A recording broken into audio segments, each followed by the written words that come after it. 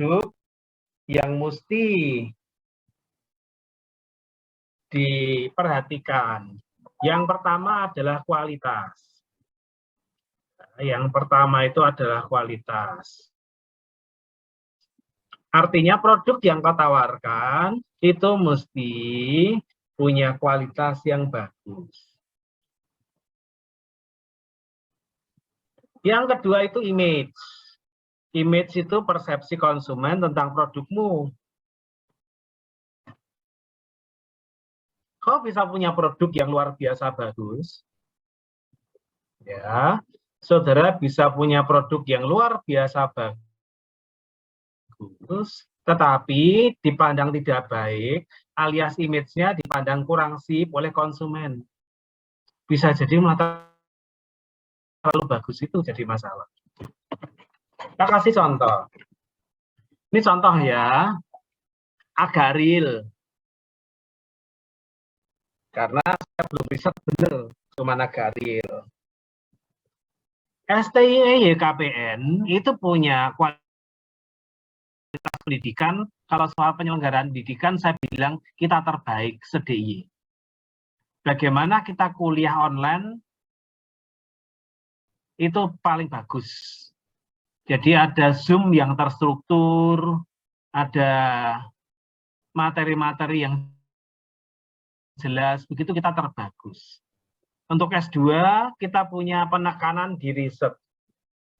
Hampir nggak ada program S2 itu menekankan riset.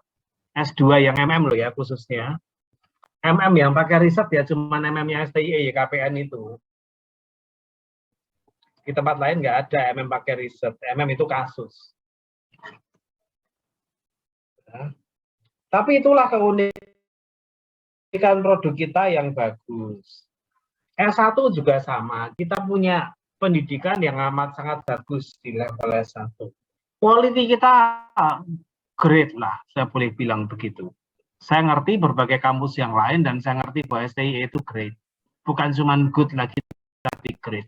Cuman masalahnya di mata orang luar, apalagi orang yang nggak niat belajar, STIE itu proses belajarnya bagus, top deh. Tapi susah lulus dari situ, saking idealisme dosennya sangat tinggi. Jadi di satu sisi kita punya quality yang bagus terkait pendidikan, tetapi segmen pasar menganggap kualitas yang bagus itu malah tidak baik karena membuat proses kuliah jadi sulit.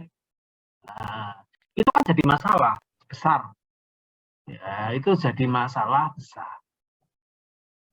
Maka sekarang yang kami lakukan di STIE adalah mencoba membangun image bahwa kuliah itu yang bagus ya yang begini ini. Kuliah itu ya serius. Kuliah itu bukan sekedar asal bayar, daftar, lulus, prosesnya mudah, dapat ijazah. Ya, kita building image itu terus.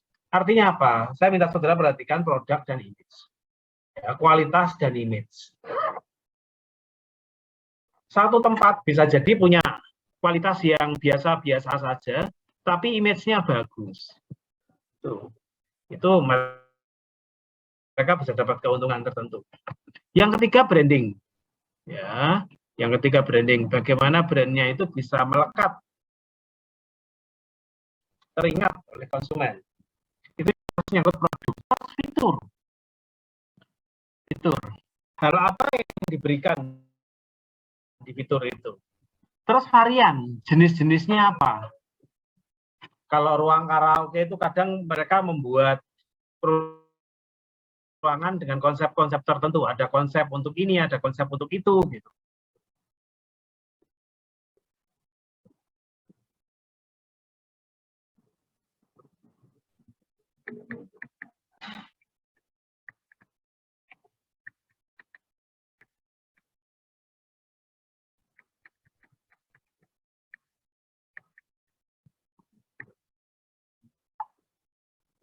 Ya, ada mix. Ya, mix itu bauran gitu ya, bauran. Bauran itu ya prinsipnya kalau produk itu bisa dibuat semakin beragam begitu.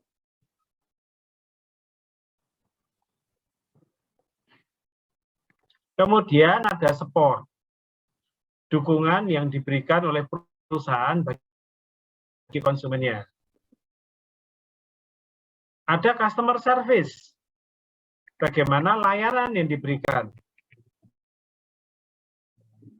Support itu terkait kalau konsumen menghadapi masalah, bagaimana perusahaan bisa membantu konsumennya.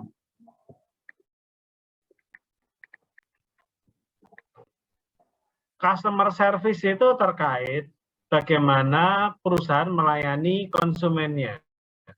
Jadi ada masalah atau tidak? Ada masalah atau tidak?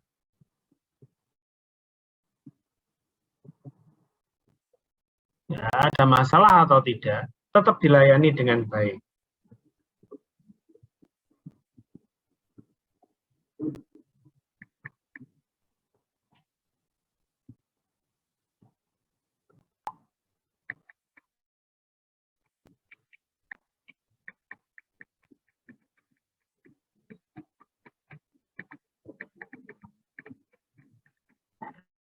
Kemudian use occasion. Jadi kapan produkmu itu digunakan? Kemudian availability, ketersediaan produk, dan warranty atau jaminan. Semua itu terkait produk, saudara. Jadi kalau kita mikir terkait produk itu bukan hal yang sederhana, ruwet itu. Yang kedua promosi. Promosi itu bagaimana produk itu dipromot, dinaikkan supaya lebih diminati orang. Ada di situ namanya marketing communication. Ya, komunikasi pemasaran apapun itu dilakukan. Biasanya ini bukan hanya iklan loh ya, tapi ini marketing communication. Ceritanya bagaimana perusahaan bisa menjalin komunikasi yang baik dengan konsumen. Ada personal promotion. Ya, bagaimana produk itu bisa dijual ya oleh tenaga-tenaga individu. Sales promotion, kasih diskon, kasih apapun supaya penjualannya naik. Ada namanya public relation. Ada juga branding di sini, sama branding di sini ada, di sini juga ada. Yang berikutnya ada direct marketing. Artinya bauran untuk promosi itu kenceng. Ya, bauran untuk promosi itu juga kenceng. Banyak itu baurannya. Kemudian price. Positioning. Saudara meletakkan diri saudara pada posisi yang mana? Hari Sabtu saya jagong ke Bali. Habis jagong perutku masih lapar.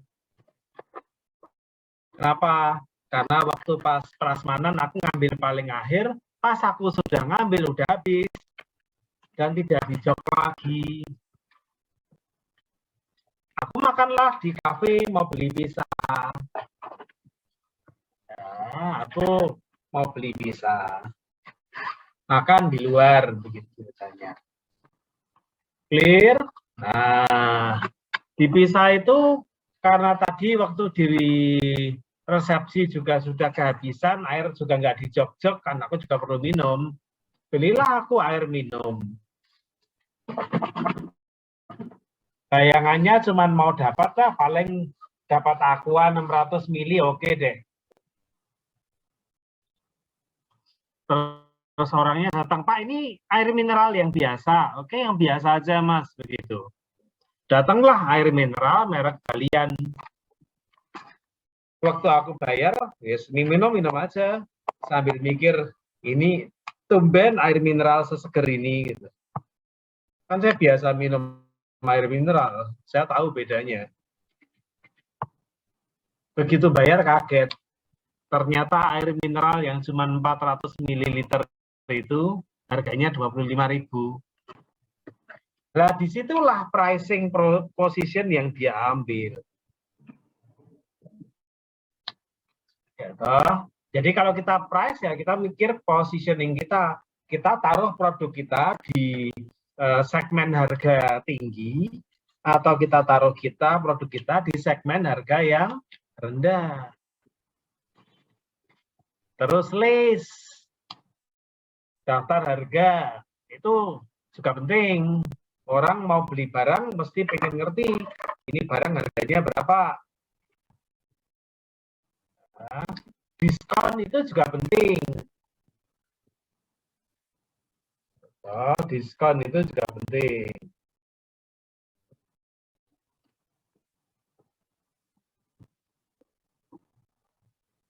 Ya, diskon itu juga penting.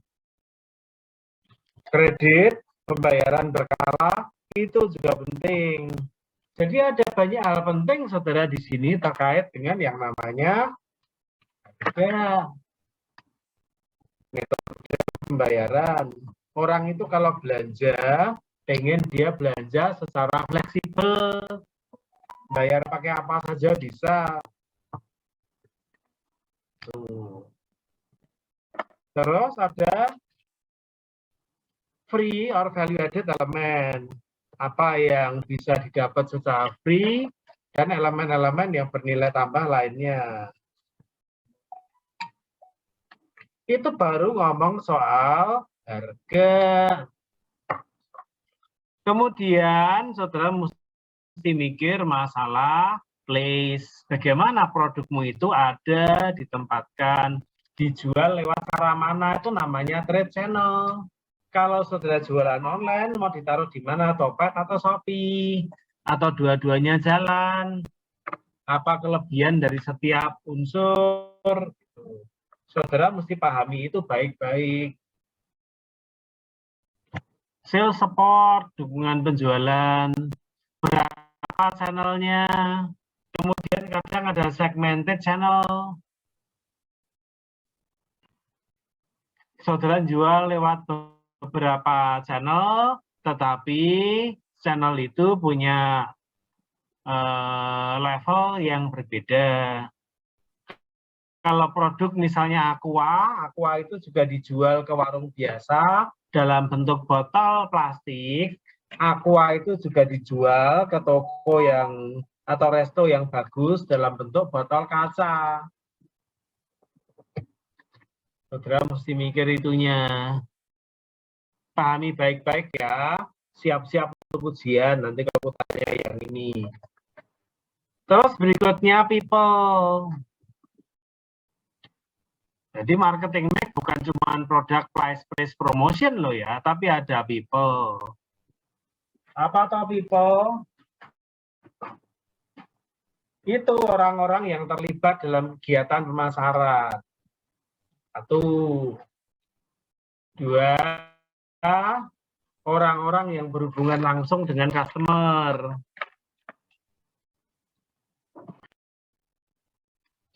Yang ketiga, rekrutmen mesti mikir nyari orang yang pas, orang yang baik gitu. 4, budaya atau image. Nah, itu semua dipikir, semua harus dikelola dengan baik. Terus ada juga training. Dan jangan lupa remunerasi alias ngitung gaji. Nah, itu. Itu baru people. Lanjut ke proses. Jadi marketing mix itu ya sampai proses bagaimana customer focus itu berjalan.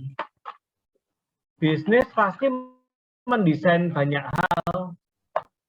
Apapun yang didesain harus semakin memudahkan konsumen untuk terlayani. Itulah yang namanya customer focus. Ya, terus proses itu harus bisnis lab. Maksudnya apa proses itu bisnis lab? Bisnis itu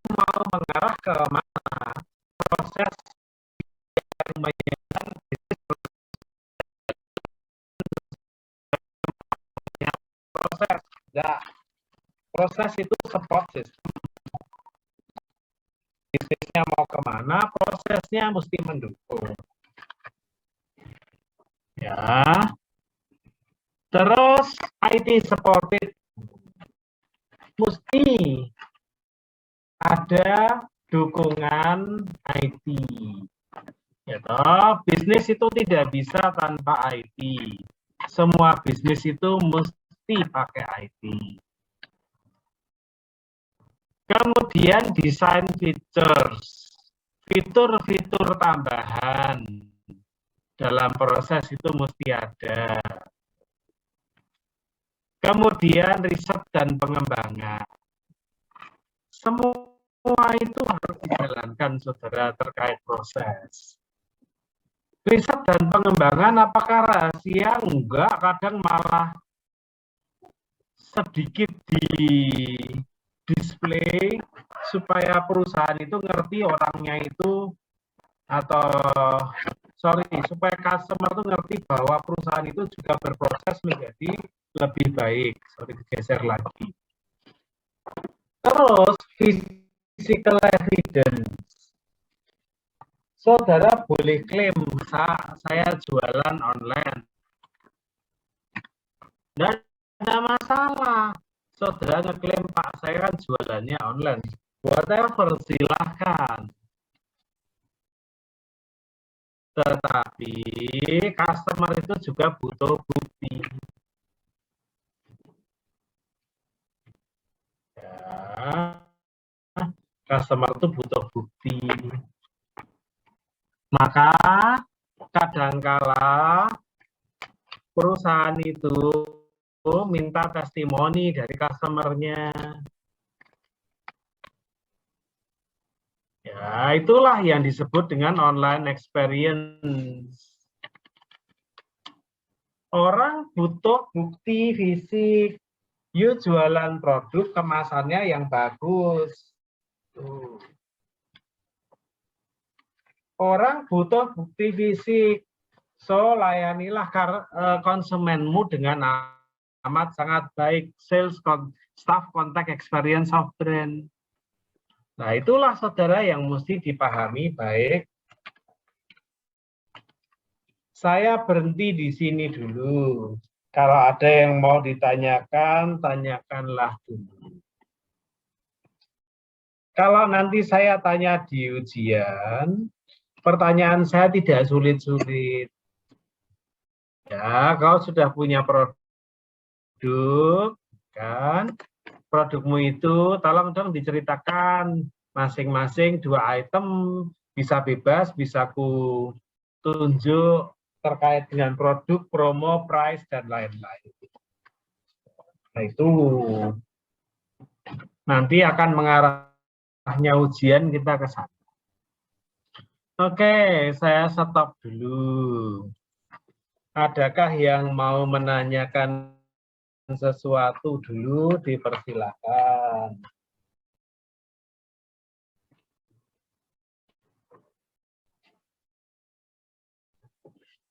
Bentar ya.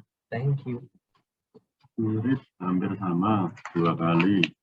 Berbeda. Sing beda mek sithik, Pak. Itu malah. Bentar ya, saudara ya. Ini berbeda. Ini ya berbeda. Oh, sat ya masing-masing. Nah, masing-masing kan 2 toh. Heeh. Terima kasih ya, Pak. Oke.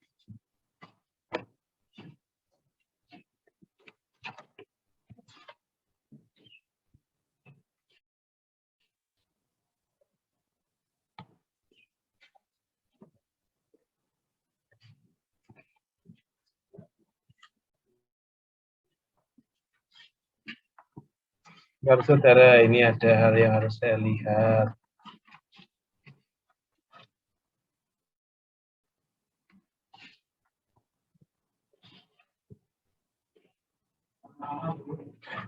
Pak Yo. Bentar ya saudara. Pak Yo.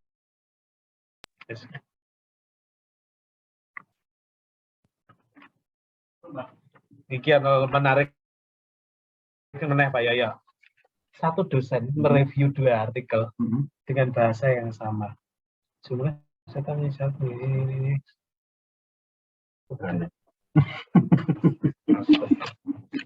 Wis ngerti ya masalahnya Pak ya. Iya, Ya. betul. Itu salahmu Pak ya. Ya. Ini salah ya. Oke, sorry, saya harus ketemu karyawan saya sebentar. Ya, oke. Aku tanya sebentar. Siska Putri ada enggak? Hadir, Pak. Siska, kira-kira penjelasanku tadi bisa diterima atau tidak? Bisa, Pak.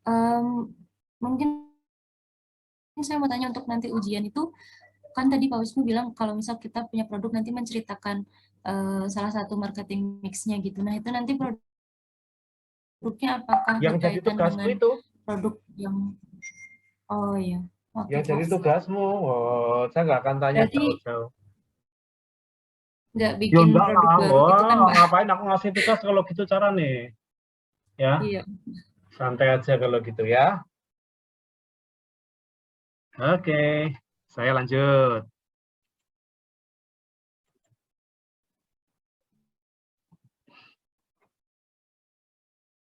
Saudara, ini adalah tahap, ya, tahap yang namanya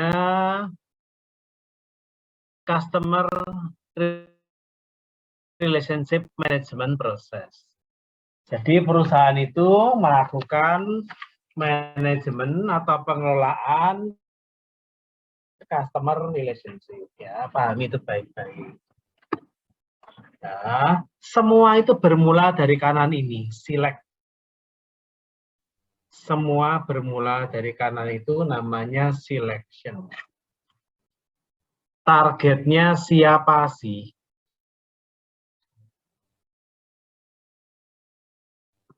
Jadi kalian itu nanti di awal milih customer itu siapa?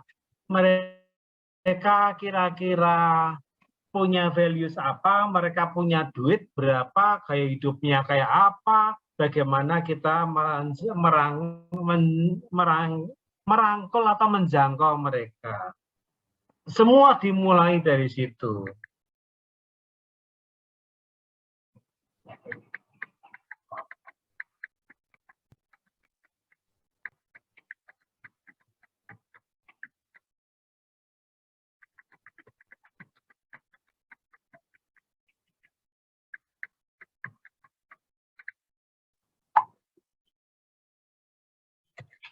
Oke, pahami itu. Milih. Jadi bahasanya itu we need to choose customer kita itu siapa. Kita tidak mungkin menangani seluruh pasar yang berbeda. Kalau ada bonus, kita milih A ketambahan B, enggak apa-apa. Tapi milih dulu, saudara tidak bisa melayani seluruh pasar yang seleranya pasti berbeda-beda. Yang kedua, itu selection customer sudah. Kemudian bagaimana customer itu bisa diperoleh? Namanya customer acquisition. Jadi kalau sudah melakukan atau pakai strategi yang namanya customer acquisition, pastikan saudara bisa memperoleh customer dengan biaya yang tertentu. Jangan terlalu boros.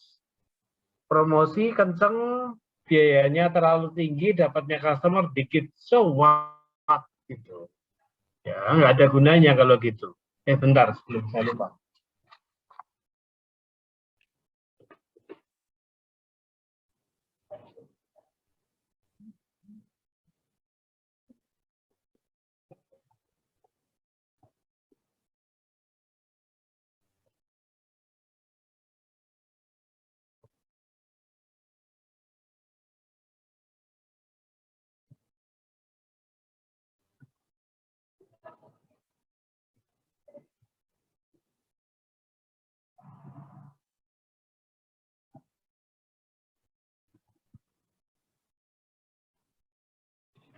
Lanjut. Yang terkait dengan customer acquisition, selain memilih customer, bagaimana Bagaimana mendapatkan customer dengan biaya yang paling kecil, saudara mesti bisa memilih jalur yang tepat. Ya, saudara mesti memilih jalur yang tepat.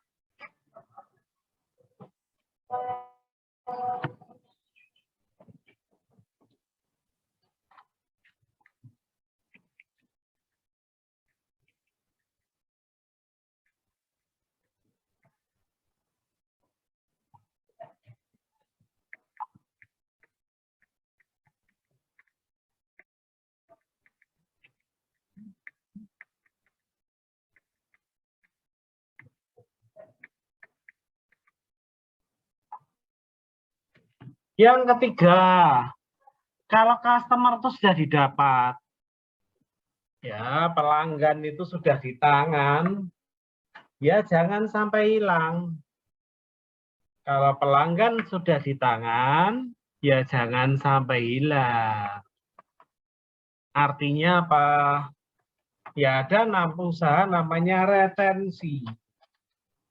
Retensi itu sekali saya beli sama Anda, jangan saya pernah beli sama orang lain. Bahasa mudahnya begitu. Supaya retensi itu bisa dijaga, maka perusahaan mesti benar-benar bisa memahami kebutuhan individu yang berbeda. Ya. Kemudian menawarkan sesuatu terkait kebutuhan yang berbeda itu.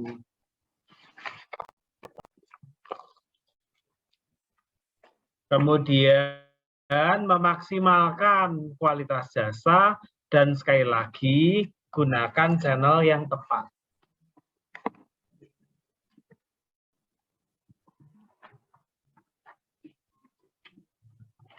Maksudnya channel yang tepat apa?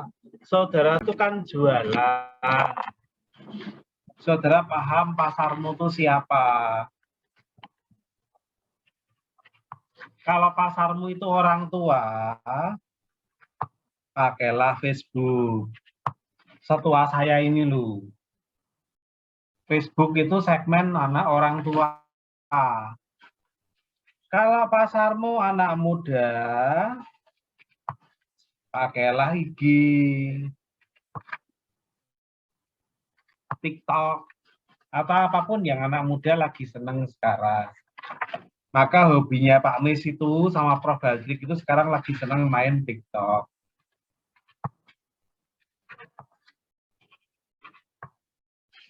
Nah, kemudian kalau orang itu sudah di situ, bagaimana ada upaya ekstensi. Ekstensi itu misalnya begini. Biasa di perusahaan tertentu beli produk A, bagaimana dia bisa beli produk B. Kalau saya biasa ke Honda beli sepeda motor, bebek, mengapa saya tidak pernah membeli motor laki? Gitu. Kalau saya biasa membeli jasa pijat seri A, jenis A, mengapa saya tidak membeli jasa pijat yang seri C, misalnya begitu. Sorry, ini kegeser. Maka ada istilah di situ sense and response. Itu teknik bagaimana untuk extend. Maksudnya apa? Perusahaan itu harus bisa merasakan seakan-akan ini konsumen punya kebutuhan lain apa ya yang bisa aku penuhi. Kemudian bagaimana bisa aku penuhi.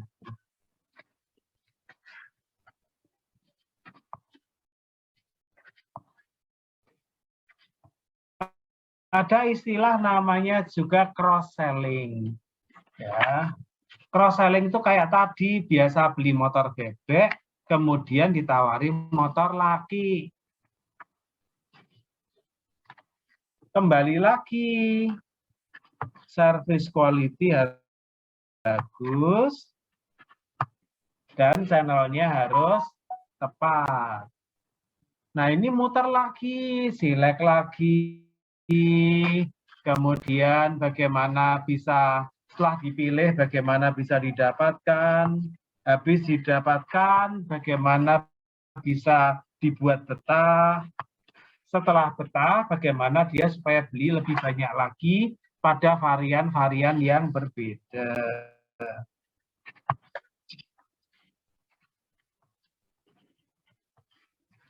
Itu ceritanya. Ya, saudara, slide yang terakhir untuk hari ini. Ini adalah faktor-faktor yang mempengaruhi loyalty dan kepuasan.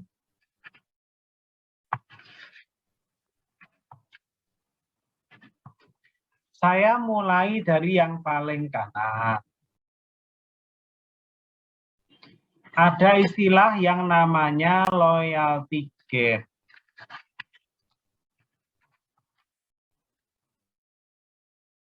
Apa itu loyalty gap? Loyalty gap itu pada dasarnya adalah perusahaan itu berharap dari seluruh konsumen itu 80% akan loyal. Loyal itu artinya datang lagi dan beli lagi. Tapi ternyata yang loyal itu cuma 50%.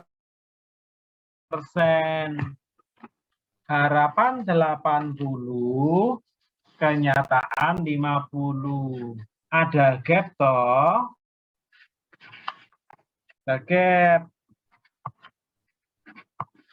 Gapnya itulah yang seringkali disebut dengan loyalty gap. 30%. Aku berharap dapat 80. Kenapa yang setia cuma 50? Ada gap 30. Loyalty gap itu dipengaruhi oleh satisfaction gap.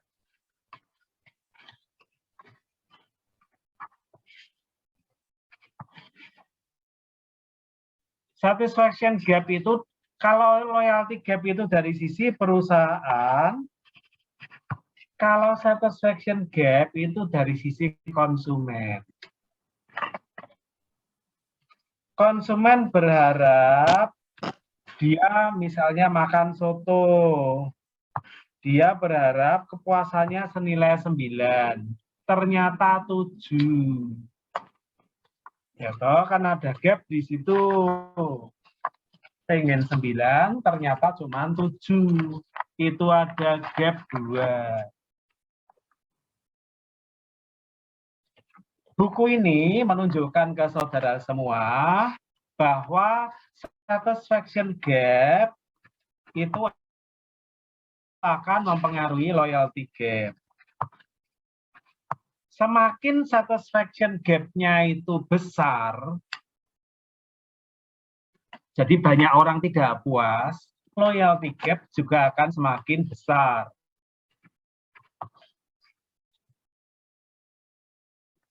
Semakin banyak tidak puas, semakin banyak yang tidak loyal.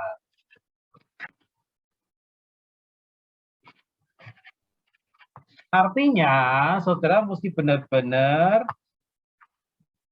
menentukan apa itu satisfaction gap dipengaruhi oleh apa.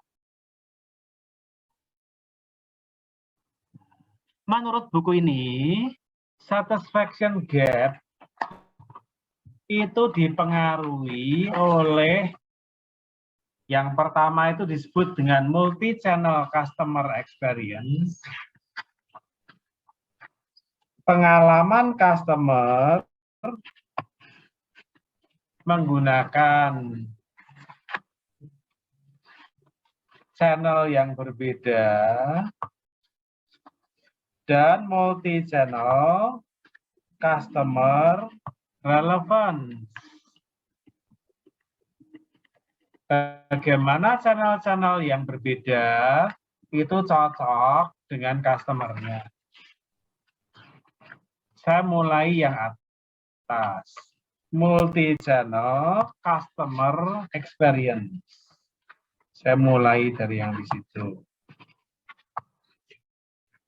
Menurut buku kalian ini, yang namanya multi-channel customer experience itu dipengaruhi oleh 3 hal. Rational evaluation, evaluasi rasional, emotional connection, dan promise experience. Evaluasi secara rasional, koneksi emosi, dan janji itu akan mempengaruhi multi-channel customer experience.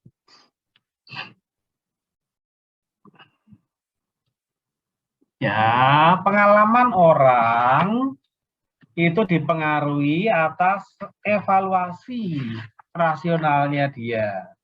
Orang itu bisa mikir, konsumen itu bisa menilai. Ya. Juga dipengaruhi oleh emosi, koneksinya. Hubungan emosi.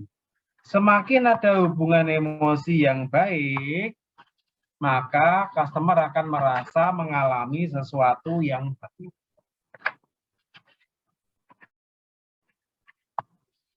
Ya, dan promise experience, dijanjiin macam apa?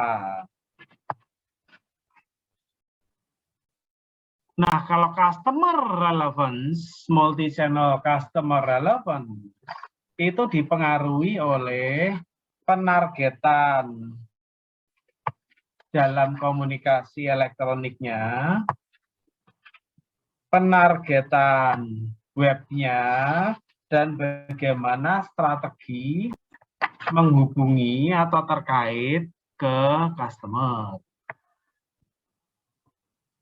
Nah, itu. 3 ini yang di bawah biru ini mempengaruhi yang di sini. Ya, tadi jelas ya, dari sini dipengaruhi oleh ini dipengaruhi 2 ini. Terus 2 ini masing-masing ada 3 yang mempengaruhi. Lah, rational evaluation ditentukan oleh apa? Evaluasi rasional orang akan produk atau jasa tertentu akan dipengaruhi oleh value proposition. Ya, value proposition itu perusahaan menawarkan pada konsumen barangku itu bagusnya di mana. Juga dipengaruhi kemudahan menggunakan produk. Kalau saudara merasa makan pop mie dibuka, kemudian dikasih air panas, tahu-tahu bisa dimakan, itu mudah, itu akan meningkatkan yang namanya rational evaluation. Evaluasi secara rasional.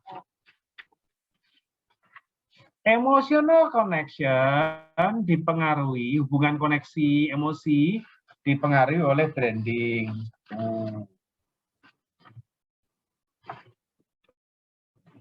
Ya, yang kedua, desain visual. Yang ketiga, jaminan. Yang keempat, itu community. Maka perusahaan mobil itu senang kalau ada komunitas Innova, komunitas Agia, komunitas apapun. Karena itu akan menumbuhkan keterikatan emosi. Nah, itu meningkatkan di sini. Terus promise experience dipengaruhi oleh 3 hal ini. Produk apa dan tawarannya bagaimana, interactivity, dan support service. Bentar, teruskan.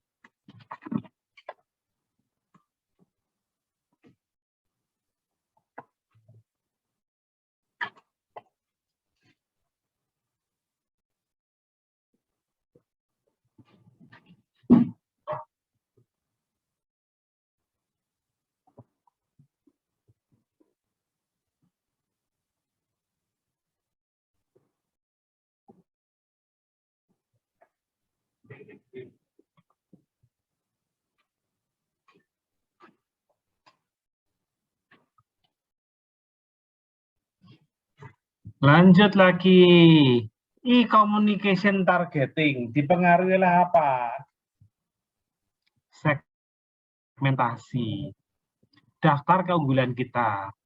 Kampanye itu bagaimana kita nunjukkan produk kita bagus. Web targeting dipengaruhi oleh apa? Pengukuran respon. Ya tahu kita bikin web itu responnya dari berapa yang lihat, bisa dihitung. Ya, personalisasi. Bagaimana bisa menyapa Mas Mbak pada orang yang tepat. Kemudian touch strategy. Bagaimana kita bisa menjangkau. Dilihat dari apa? Frekuensi. Maksudnya frekuensi apa? Kalau web nggak pernah diiklankan, orang nggak tahu, ya touch-nya itu nggak ada. Orang nggak merasa terjangkau.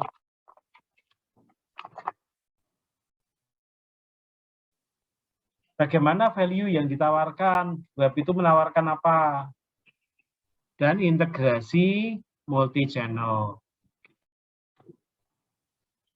Semuanya itu, saudara, mesti diperhatikan kalau saudara punya produk dan jasa.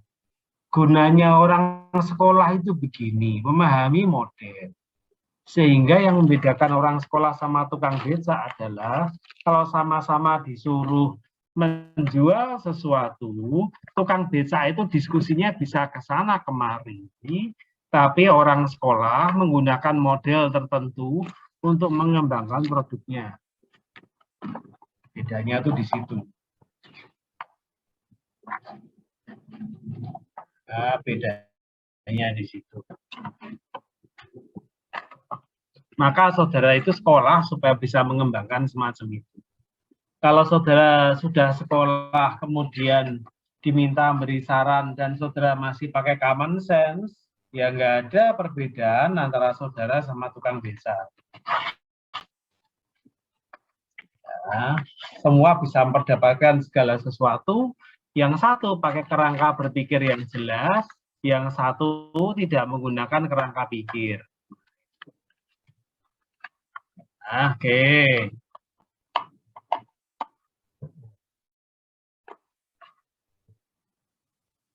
Materi yang kubagikan ini sudah menyelesaikan buku yang ini, saudara.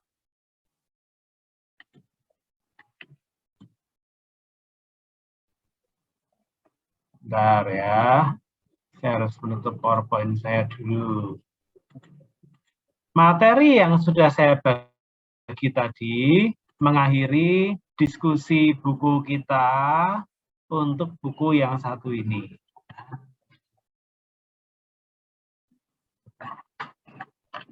Satu buku sudah selesai. Ya, tidak kita bahas detail per bagian, tapi saya sudah ringkas bagian-bagian mana yang perlu saudara pahami dengan baik. Dari buku ini. Sudah. Nah, saya mau masuk ke buku yang kedua. Saya menggunakan ini.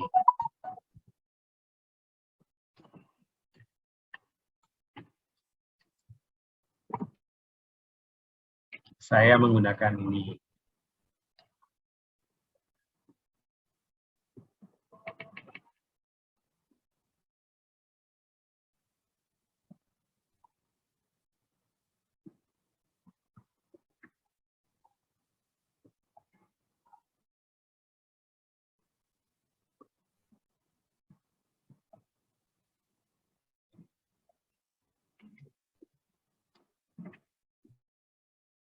Nah, saya akan menggunakan ini. Ini buku bagus, saudara. Bagus banget, sangat aplikatif, dan tahunnya masih baru. Nanti saudara bisa banyak belajar dari buku yang satu ini. Ya. Karena saya sudah 4 kali cerita, nanti pas bagian buku ini giliran saudara yang bercerita. Tapi nanti saya undi ya, saya undi nanti. Ya, nanti saya akan undi. Mengapa? Karena nanti ada beberapa materi. Saudara kemarin sudah kasih saya nama perusahaan. Saudara sudah saya kasih nama perusahaan.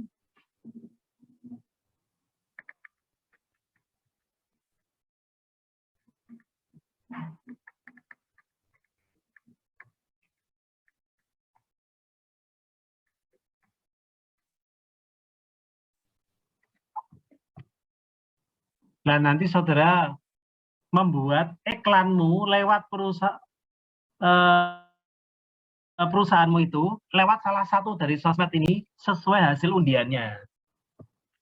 Tapi saudara mesti cerita dulu. Perusahaanku itu ya toh kayak gini, ya toh, kemudian cerita ke temannya. Salah satu sarana untuk menjual itu Facebook. Kelebihan Facebook ini, kelemahan ini, tekniknya ini. Nah, terus saya sudah coba dalam perusahaan saya caranya begini. Nah, itu.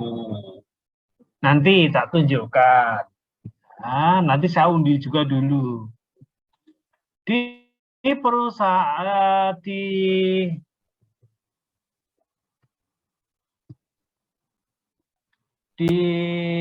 buku ini ada beberapa sosmed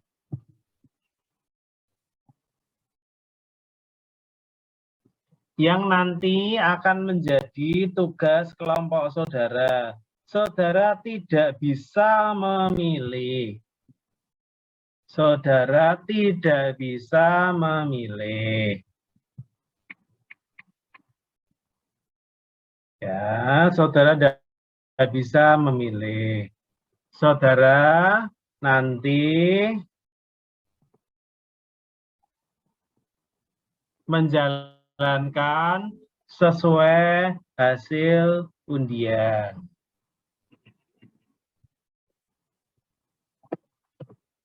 Ya, saya undi dulu, saya pilih dulu lah beberapa yang saya mau pakai. Ya, yang saya mau pakai. Tidak semuanya, saudara, sekali lagi tidak semuanya. Yang saya mau pakai adalah, bentar, ini mesti ditutup dulu.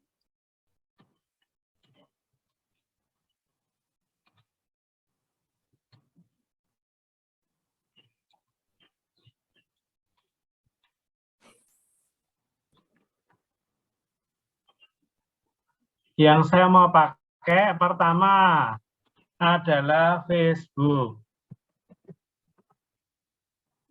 Kemudian yang kedua Instagram. Kemudian YouTube. Kemudian TikTok. Kemudian satu hal yang saudara hampir nggak pernah pakai kalau Indonesia adalah Pinterest. Nah, nanti kalau saudara dapat ini ya berarti rezekimu gitu ya. Ini rezekimu. Ini saya kode dulu 1, 2, 3, 4, 5. Oke ya, clear ya itu. Terus kelompok saudara, kelompok yang pertama adalah, ini belum diundi loh ya, belum diundi. Kelompok yang pertama itu penyalur emosi. Kelompok yang pertama itu penyalur emosi. Misalnya loh ya, ini asal dulu, asal tak bukain aja yang sudah masuk. Yang kedua, move to heaven.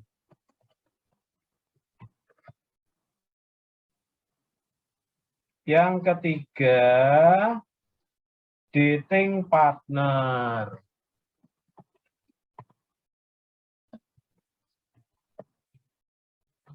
Nanti aku jelaskan dulu apa yang harus dilakukan nanti.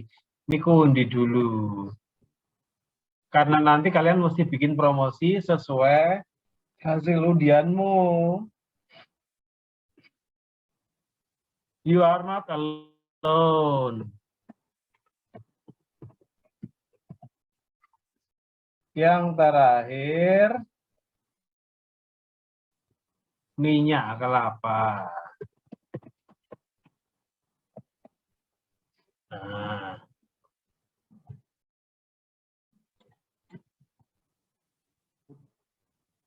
Sebentar saya akan mengacak angka 1 sampai 5 untuk di sini. Nanti keluar yang mana itulah yang mengerjakan. Tahu di dulu ya sebelum ku jelaskan materi ini. Formula insert function yang saya pakai, saya pakai random between. Run between, sebentar ya, belum ketemu. Run between. Nah. Penyalur emosi akan diambil angka acak dari 1 sampai 5. Ya, ini angkanya acak. Oke. Penyalur emosi dapat nomor 3. Jadi nanti penyalur emosi, kelompok penyalur emosi, mesti membuat iklan menggunakan YouTube. 1 saja. 1 saja, tapi yang bagus. Ya, sekarang move to heaven. Insert function, random between 1 sampai 5. 5. Move to heaven akan ditugasi membuat iklan pakai Pinterest. Wah, Pak, kok dapat itu ya? Ya itulah namanya tugas.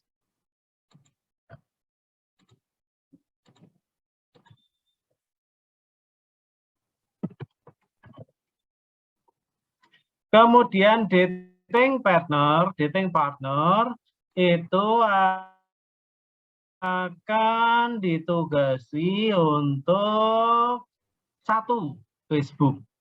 Dating partner disuruh iklan pakai Facebook. Dating partner.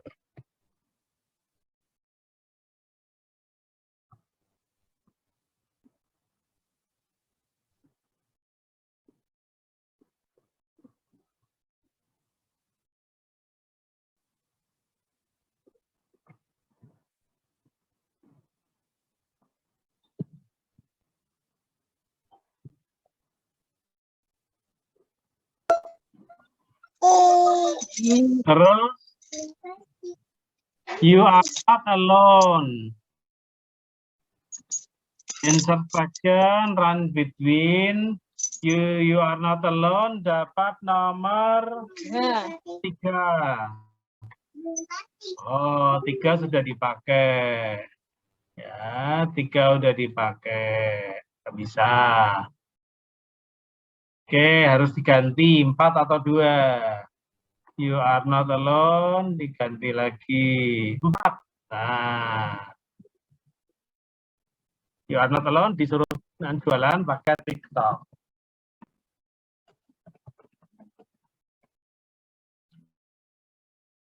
Minyak kelapa disuruh jualan pakai Instagram. Nah, itu tugasnya ya.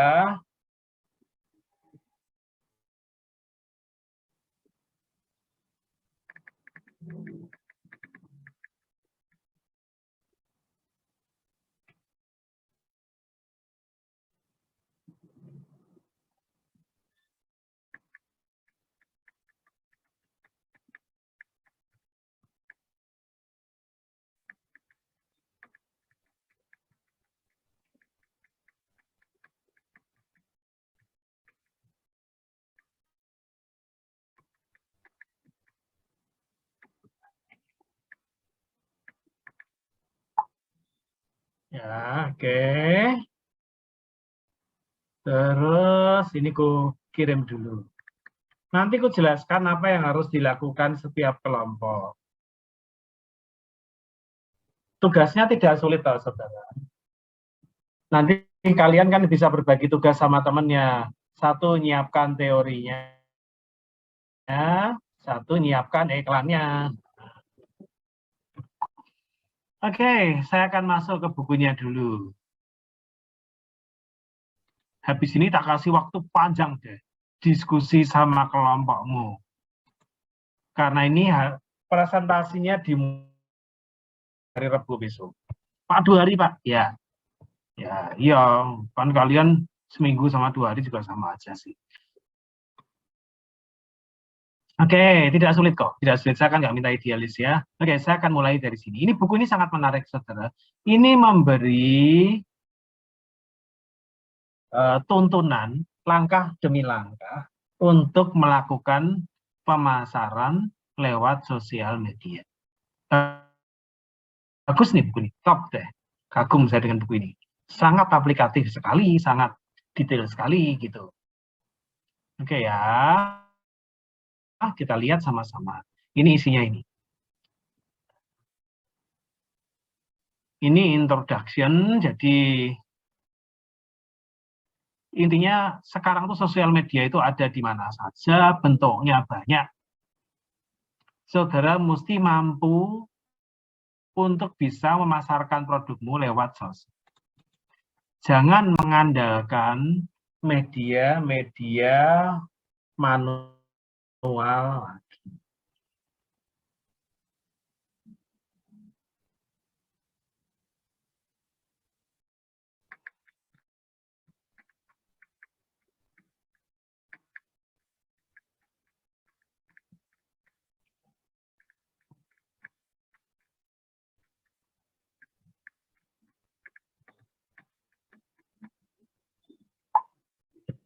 Mengapa sih pakai sosial media? Saudara mesti sadar, sosial media itu skalanya besar.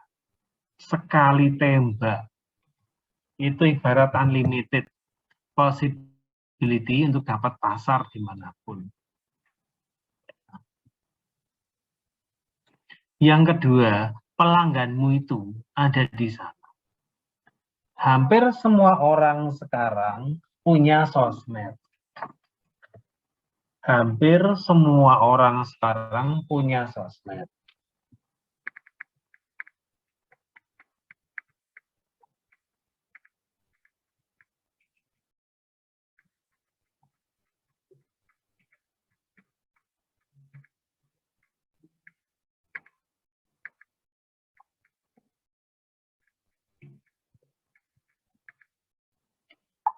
Sehingga bisa jadi yang mau beli produkmu itu ya juga ada di sosmed sana itu, gitu kan. Kemudian sosmed itu gratis. Gratis buat siapa? Buat pengguna, wong saya pakai Facebook juga gratis, saya pakai IG juga gratis. Yang tidak gratis kan bagi perusahaan yang mau pakai Facebook tapi berbayar. Yang mau pakai IG tapi berbayar, itu nggak gratis buat mereka. Tetapi buat pengguna itu kan gratis. So, artinya banyak yang bisa pakai dengan bebas. Yang ketiga, sosial media itu tidak hanya menjangkau konsumen yang ada, tapi juga konsumen baru. Nah,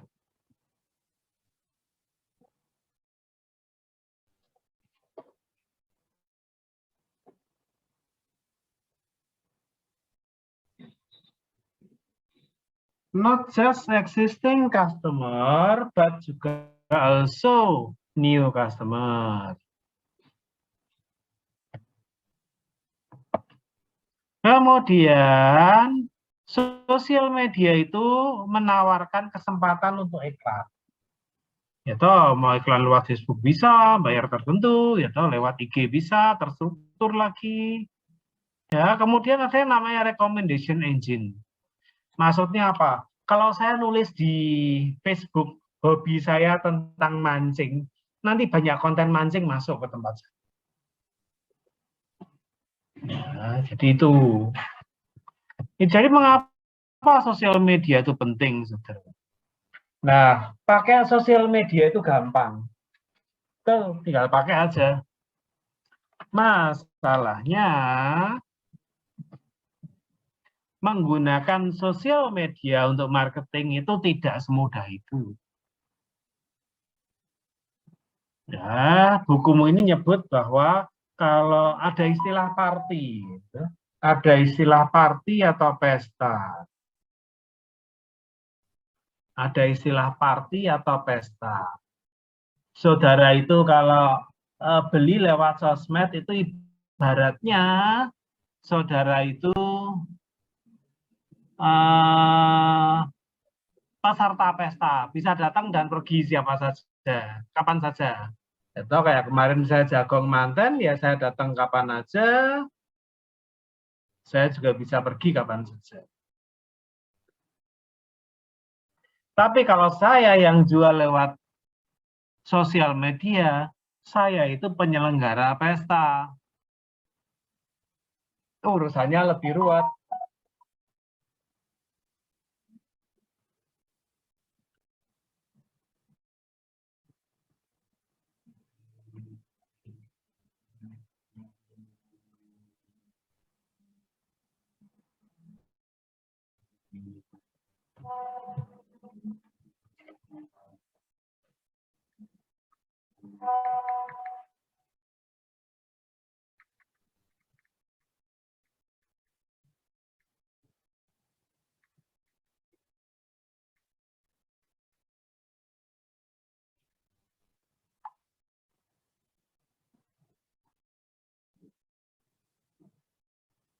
Ya,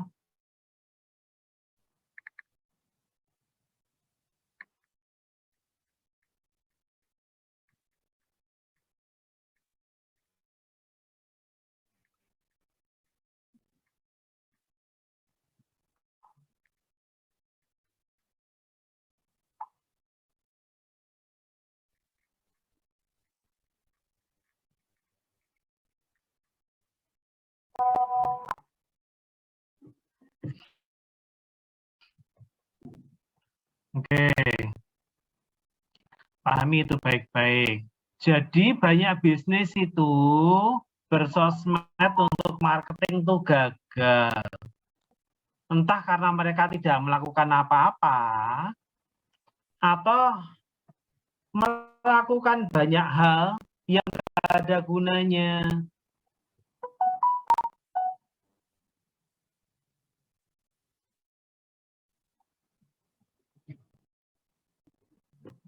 Ya, mesti paham dulu sosmed ini karakteristiknya kayak apa, kelebihannya apa, triknya gimana, baru masuk ke sana.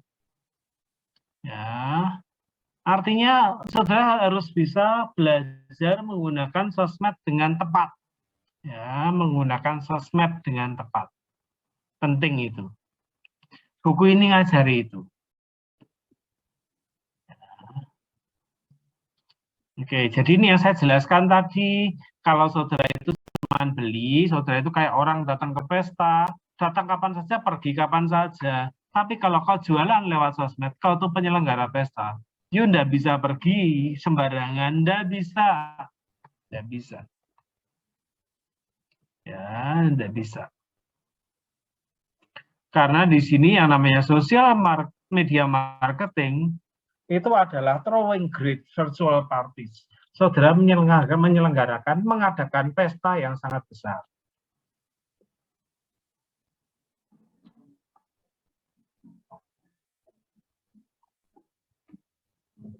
Nah, itu.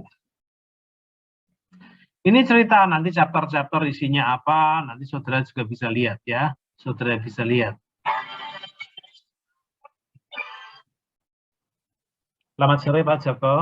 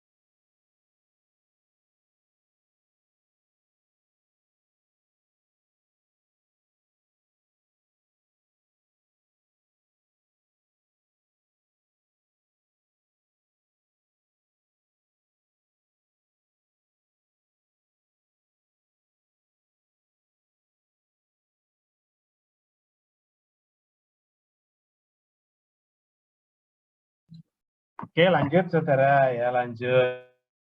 Ini kebetulan tadi Pak Joko Susanto nelpon ya. Kalau beliau yang nelpon saya harus angkat saudara. Bos saya ya saudara. Terpaksa kalian kan bos kedua ya, bos kedua jadi harus ngalah dikit. Oke, saya lanjutkan. Jadi kalau saudara pakai sosial media itu no burden atau nggak ada beban. Tapi kalau saudara sebagai pemasar lewat sosial media, kalian bukan seperti pengunjung pesta. Kalian seperti penyelenggara pesta. Dari awal sampai akhir kalian harus standby. Kalian harus paham benar karakteristik orang yang datang ke pesta itu sehingga bisa merancang pesta yang tepat. Ya, maka judul dari bab 1 buku saudara adalah Party on Social Media Marketing. Ya, jadi ada di sini ada banyak to-do saudara. Itu pedoman. Buku ini ringkas banget ya. Saya nggak akan jelaskan semua, saudara bisa baca sendiri. Saya hanya menjelaskan poin-poin tertentu saja untuk pemancing ya. Jadi yang pertama, saudara mesti memahami bahwa memasarkan lewat sosial media itu repot. Beli lewat sosial media itu mudah. Datang kayak datang ke pesta, datang makan pulang. Tapi kalau saudara sebagai penjual lewat sosial media, repot dirimu tuh. Ya, repot. Benar-benar repot. Ya, pahami itu baik-baik. Menggunakan sama memasarkan itu different issue. Ya, saudara mesti memahami kalau saudara sebagai penyelenggara pesta, ada banyak hal. Saudara tentu mengundang orang untuk datang ke pesta, ya kan? Ada promosi. Bagaimana bikin sosial mediamu menarik. Gitu. Terus saudara mesti kasih apa? Makanan. Di pesta itu ada makanan. Nah, di sosial media makanannya apa? Konten.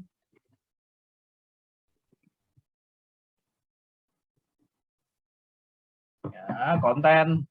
Isinya apa? Saudara mesti ada hosting yang punya acara.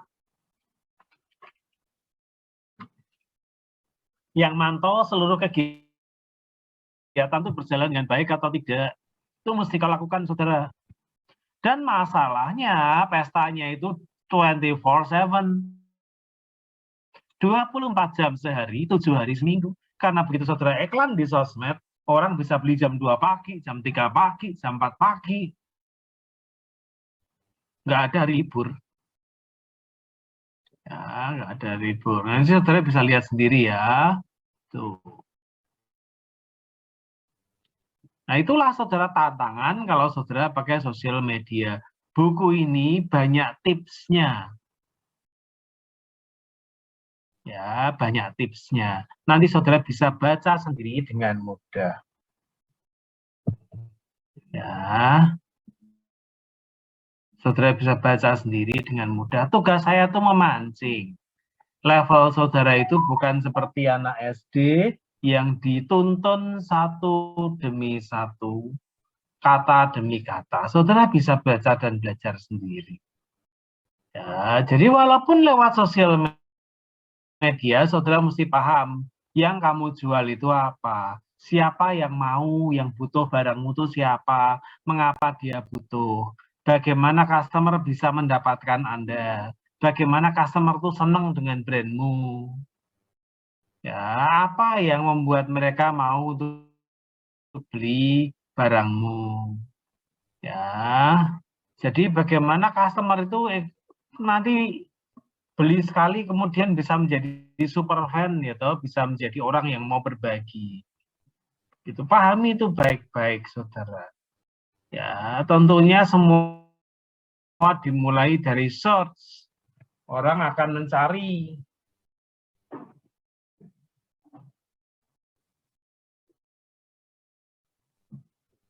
info, mencari kabar, mencari penjelasan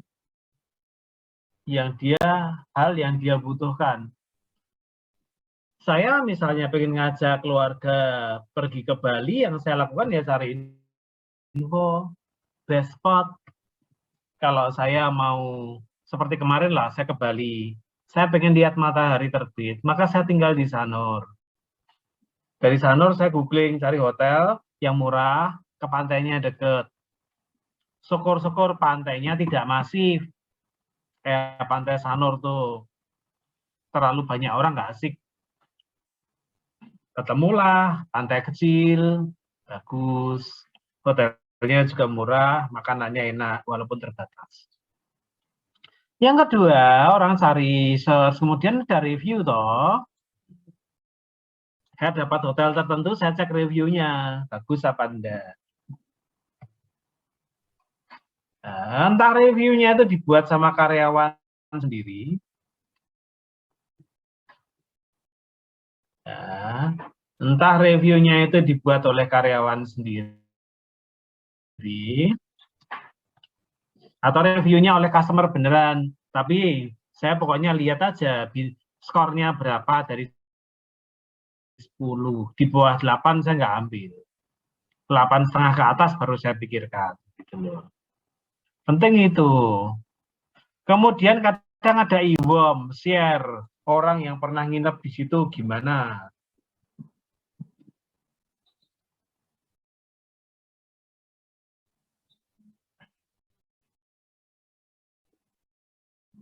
Ya, penting itu.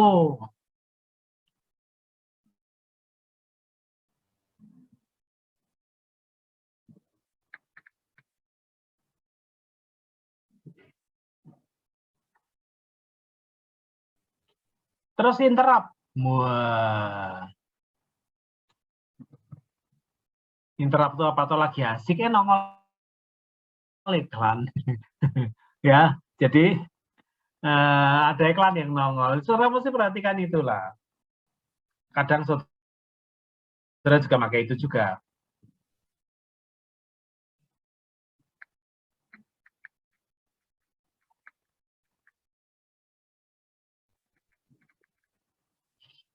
Kemudian browse, gitu. Biasanya orang mencari informasi lebih jauh. Nah, itu cara-cara bagaimana pemasaran lewat media sosial. Bagaimana konsumen itu bisa masuk ke perusahaan tertentu.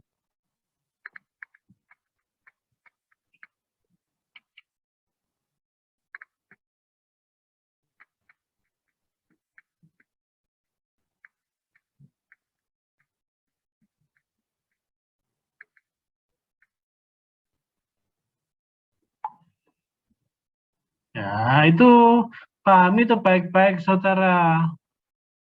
Dan mesti ngatur loh ya, goalnya loh, KPI-nya, ukuran bukan cuma jualan lewat internet saja, bukan.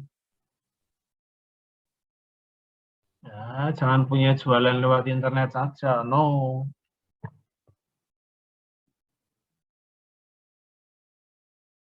Ya, artinya apa, saudara? Jadi kuncinya adalah kalau saudara memanfaatkan sosial media baik-baik, e-worm itu penting.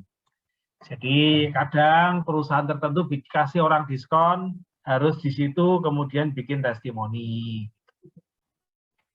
Kemudian customer itu dari pelanggan biasa, jadi fans, kemudian jadi evangelis. Ya, dari orang yang beli saja, kemudian jadi seneng banget, kemudian bisa menyarankan orang untuk ke situ. Oh.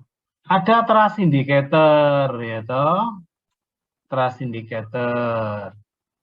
Jadi review itu yang dilihat. Nah, bagaimana bisa selalu ada di otaknya konsumen?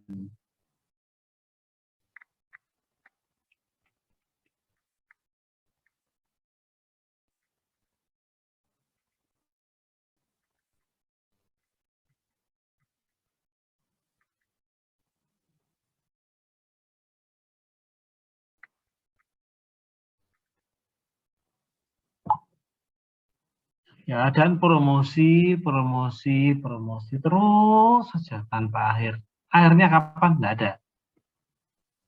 Nah, itu ya pengantar dari saya. Besok misalnya itu ini konten marketing, saya nggak jelaskan sekarang, saudara baca sendiri. Sudah saatnya saudara masuk dalam kelompok soalnya. Ya, besok saya identifikasi di sini dulu lah sedikit. Tapi aku jelaskan dulu yang dilakukan. Misalnya loh ya, ini besok saudara tuh presentasinya 2. Satu materi diambil dari sini, tapi tidak semuanya dari sini. Dipilih aja yang menurut saudara menarik dan penting. Tuh, yang kedua, contoh bagaimana produk itu memasarkan produkmu. Artinya kau harus bikin iklan pakai LinkedIn. Nah, misalnya untuk contoh ini. Nah, ini lihat baik-baik ya, dengar baik-baik. Anggota kelompok mesti dengar baik-baik. Presentasi pertama, ceritakan medsosmu itu apa. Jadi saya mesti bisa cerita, LinkedIn itu adalah apa? Dia menghubungkan siapa? Dia menghubungkan siapa? Ya, dia menghubungkan siapa? Di LinkedIn itu ada fitur apa? Nah, ada ini, ada ini, ada ini, ada ini, gitu kan? Ya toh. Terus di LinkedIn itu ada beberapa pedoman apa ya? Nah, jangan ngomong sama orang asing. Kalian harus pintar lah pokoknya mengambil ini. Ya, LinkedIn itu apa? Tim sport. Nah, jelaskan apa itu misalnya itu. Saudara mesti jeli loh ya, menjelaskan bagaimana LinkedIn, bagaimana itu bergerak, bagaimana itu berfungsi, terus bagaimana mengoptimalkan LinkedIn. Misalnya LinkedIn kan nanti di Facebook juga ada bagaimana mengoptimalkan Facebookmu. Bukan cuma posting, tapi yang penting bagaimana bisa dioptimalkan. Nah, penting itu. Nah, lihat lagi. Jadi kuncimu untuk mereview ini, kemudian cari beberapa poin penting untuk dijelaskan sama teman yang kira-kira menarik apa. Saudara saya bebaskan asal ngambil dari sini. Kalau saudara nggak ngambil dari sini, aku mesti ngerti. Ya, kalau saudara ngambil dari poin orang lain, aku mesti ngerti. Tidak semua bagian mesti kamu jelaskan ke teman-temanmu, enggak. Saudara itu nanti menjelaskan jenis medsosnya itu paling 15-20 menit. Silahkan gantian 5 menitan atau 4 menitan itu per orang. Ya, jadi kan dikit-dikit yang dijelaskan. Ya, kayak ini LinkedIn tak jelasinnya cepet-cepetan begini, tak tunjukin belum semua dulu. Nah, ini misalnya ada menarik nih. Apakah paid LinkedIn account itu worth it? Apakah kalau Facebook paid itu nanti berharga apa enggak? Ada gunanya apa enggak? Nah, itu. Ya, lihat di sini nanti. Nah, ya, artinya itu apa? Bagaimana cara kerjanya? Ya, nanti saudara jelaskan ke teman-teman. Sudah ini selesai, ini nanti direkam ya, ini nanti direkam. Direkam, taruh di YouTube gitulah. Direkam, taruh di YouTube.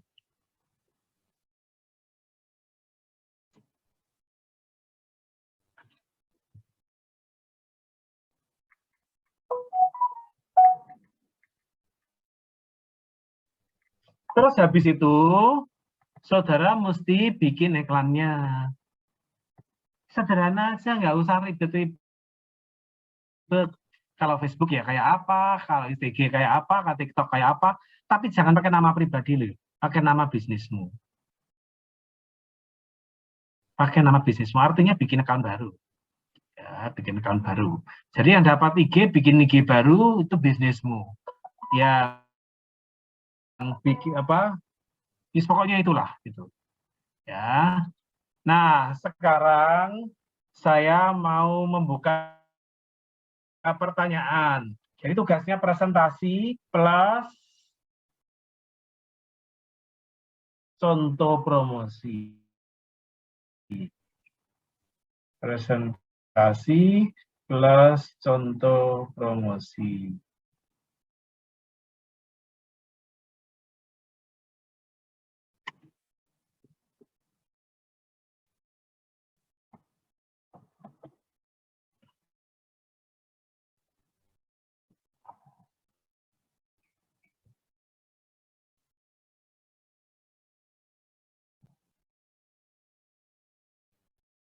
Ya, pahami itu baik-baik. Oke, sekarang saya akan bentuk saudara dalam 5 breakout room. Saudara boleh masuk ke roomnya masing-masing. Nanti ku rename dulu ya. Nanti ku rename dulu. Biar tidak salah masuk.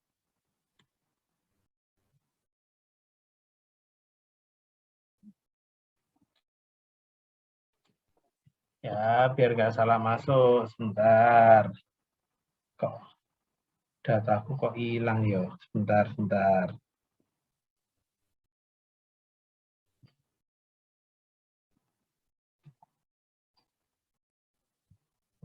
Ini kali ini room 1 itu untuk dating partner.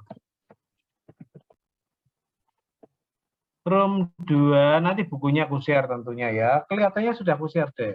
Tapi aku share lagi nanti. Bentar. 2 ini, 3 ini, yang keempat ini,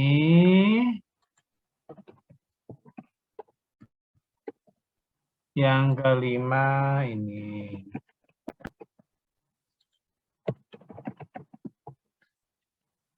Ya, ini udah ada semua. Buku yang mau gue pakai sebentar gue share dulu. Biar kalian nggak nyari-nyari ke atas susah, malah meleset nanti.